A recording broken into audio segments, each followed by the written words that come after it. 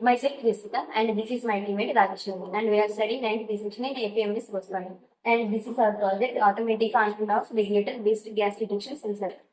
In this project we use gas detection sensor and Arduino Uno, buzzer, jumper wires, servo model.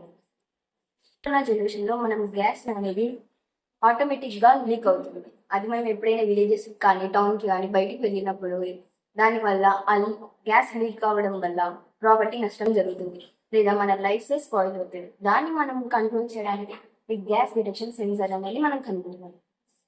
ఇప్పుడు మా project అనేది ఎట్లా use అవుతుందంటే, ఇప్పుడు ఈ గ్యాస్ ఎప్పుడైతే లీక్ అవుతుందో ఆటోమేటిక్ గా లేకపోతే ఏదైనా కుక్ చేసి దాన్ని అట్లనే వదిలేసినప్పుడు గ్యాస్ అనేది లీక్ అవుతున్నప్పుడు ఆ గ్యాస్ అనేది ఈ గ్యాస్ డిటెక్షన్ సెన్సార్ ద్వారా అబ్జర్వ్ చేసుకుంటుంది.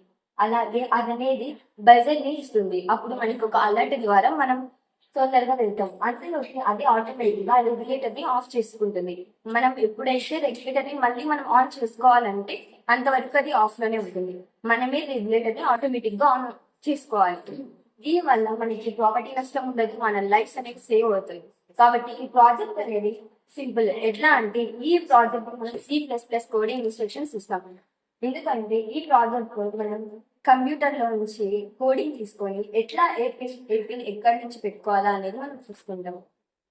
ఈ ప్రాజెక్ట్ ఎలా వర్క్ అవుతుందని మా ఫ్రెండ్ చెప్తుంది.